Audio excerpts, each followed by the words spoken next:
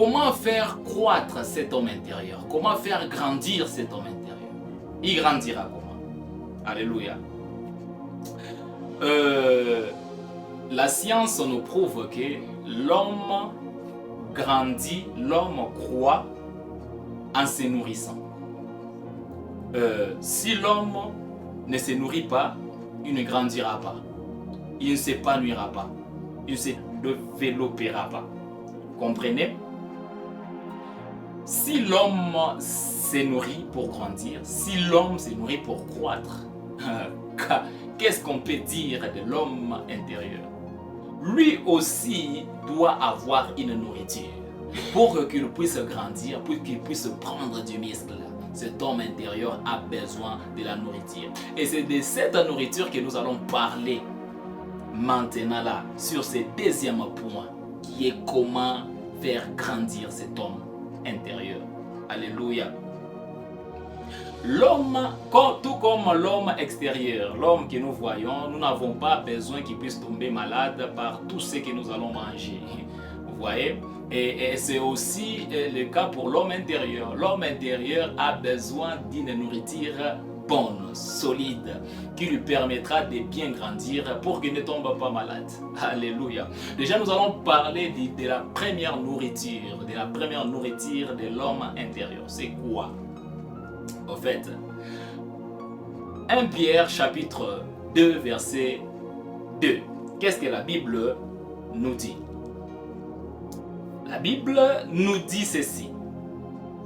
Désirez comme des enfants nouveau-nés les laits spirituels et purs, afin que par lui vous croissiez pour le salut.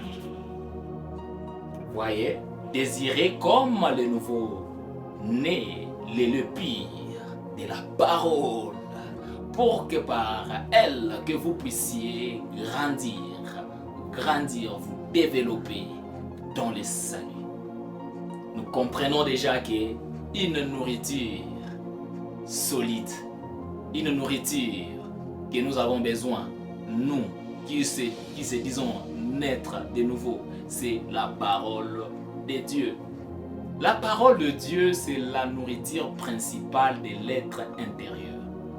Si ton être extérieur demande une catégorie de nourriture pour se sentir mieux, et ton esprit, ton homme intérieur demande beaucoup plus la parole de Dieu pour se sentir mieux. Alléluia. Pour se sentir mieux. C'est quelque chose que nous devons comprendre parce que nous négligeons beaucoup trop souvent la parole de Dieu. La parole de Dieu est ce qui nourrit le corps et l'homme intérieur. Souvenez-vous de disons ça, la discussion de Jésus et Satan. Qu'est-ce que Jésus avait dit à Satan? Jésus avait dit à Satan, l'homme ne peut vivre que par le pain, mais de toute parole qui vient de Dieu. Pensez-vous que Jésus parlait de l'homme extérieur? Parce qu'il parlait de l'homme extérieur, mais Jésus, tu pouvais aussi continuer les jeûnes. Tu pouvais aussi faire 100 ans de jeûne ou soit toute ta vie en train de jeûner. Pourquoi tu es sorti et tu avais faim? Son homme extérieur réclamait. Son homme extérieur réclamait, mais il a dit que l'homme ne peut pas seulement vivre de ce pain-là. Il parlait de quel homme? Il parlait de l'homme intérieur. Il sait que la nourriture véritable de l'homme intérieur, c'est la parole de Dieu. Si Dieu parle, là, l'homme est nourri. Et cette parole de Dieu, c'est quoi la parole de Dieu? Nous prenons la Bible comme la parole de Dieu. La Bible, c'est elle la parole de Dieu. C'est elle qui fait grandir l'homme intérieur. Alléluia. Voilà pourquoi, héros pour Dieu, je viens te dire aujourd'hui que tu dois te mettre dans la lecture de la parole de Dieu. Lis la parole de Dieu plus que tout autre livre. Lis la parole de Dieu plus que même tes notes de l'école. Lis la parole de Dieu plus que même tes syllabis. Lis la parole de Dieu. Mange cette parole pour que ton homme intérieur puisse croître. Alléluia. Si ton homme intérieur reste bébé, tu ne trouveras pas d'importance dans la vie chrétienne. Tu auras une vie chrétienne misérable. Alléluia. Parlons pas seulement de la lecture de la parole de Dieu. Allons plus loin. Il faut étudier la parole de Dieu. Étudions la parole de Dieu. Étudions, comprenons, cherchons à comprendre pourquoi c'est écrit. Ils ont dit ceci, pourquoi, ils ont fait cela, pourquoi. Cherchons à comprendre la parole de Dieu quand nous la lisons. Après avoir étudié, méditons maintenant la parole de Dieu. Alléluia. Il y a un mot que je vais un peu expliquer. Je vais un peu expliquer. Oui, la méditation, c'est la réflexion sur la parole de Dieu. Réfléchir profondément sur la parole de Dieu. C'est ça la méditation. Mais il y a une méditation qui est un peu bizarre, que nous ne comprenons pas des fois. C'est ce qui est parlé dans Josué chapitre 1 verset 8. La parole de Dieu dit qu'est-ce que ce livre de la loi ne s'éloigne pas de ta bouche, mais médite-les jour et nuit. Et il dit que tu verras le succès dans tes entreprises. En fait, les mots méditer, médite-les que la Bible est en train de parler, il ne parle pas de la réflexion en fait. Il parle de murmurer. Parce que les mots employés là-bas, c'est les mots haga. Les haga qui signifient murmurer, répéter, prononcer. Vous voyez, c'est ça la méditation. Si tu veux avoir du succès dans tes entreprises, si tu veux avoir une vie chrétienne avec un succès, comme je viens de le dire, ce n'est pas la réflexion sur la parole de Dieu, mais c'est le fait de prononcer la parole de Dieu de toi-même. L'Éternel est mon berger, je ne manquerai de rien. Et il me fait reposer sur le vert pâturage. L'Éternel est ma force. L'Éternel est ma tour forte. L'Éternel est mon bouclier. Je suis la lumière du monde. Je suis le sel de la terre. Je suis un plus que vainqueur. Tout cela fait partie de ce qu'on appelle la méditation. La méditer, Haga, qui est la Bible est en train de parler dans Josué 1 verset 8 et même dans Psaume 1 verset 3, la parole dit qu'il sera comme un arbre planté près d'un courant d'eau et qui porte des fruits à sa saison. Et ces mêmes mots-là, méditer, cela veut dire haga, murmurer, prononcer la parole. Si tu prononces la parole de Dieu, tu seras comme un arbre planté près d'un courant d'eau, tu porteras des fruits à ta saison. Alléluia. Comprenons que si tu lis la parole de Dieu, tu ne dois pas te limiter à lire la parole de Dieu. Tu dois aller dans l'étude de la parole de Dieu. Au-delà de la lecture de l'étude de la parole de Dieu, tu dois aller dans la méditation de la parole de Dieu pour avoir plein de succès. Et nous devons comprendre que l'homme intérieur a déjà tout ce que nous avons besoin. Alléluia. Passage à retenir. 1 Pierre chapitre 2 verset 2. Parlons du deuxième point qui est la prière. La prière est la nourriture de l'homme intérieur. La prière n'est pas seulement venir passer un temps avec Dieu. Comme on s'est dit, je viens passer du temps avec Dieu. L'intimité que nous parlons là, c'est vraiment l'attouchement dans l'esprit. Quand tu pries et que ton esprit n'est pas touché, sache que tu es en train de faire du bruit pour rien du tout. L'esprit doit être touché. Si l'esprit n'est pas touché, c'est comme par exemple, nous disons, venons, nous allons prier à l'église. Nous constatons que beaucoup, nous venons juste pour nous plaindre. Nous venons juste pour demander à Dieu beaucoup plus cela. Mais nous devons savoir que la prière doit toucher l'esprit. Et si ça touche l'esprit, là tu es dans la volonté de Dieu. Alléluia. Lisons un chapitre dans la Bible qui va nous conduire à bien expliquer ce que je suis en train de parler. 1 Corinthiens chapitre 14 versets 14 et 15. La Bible dit ceci.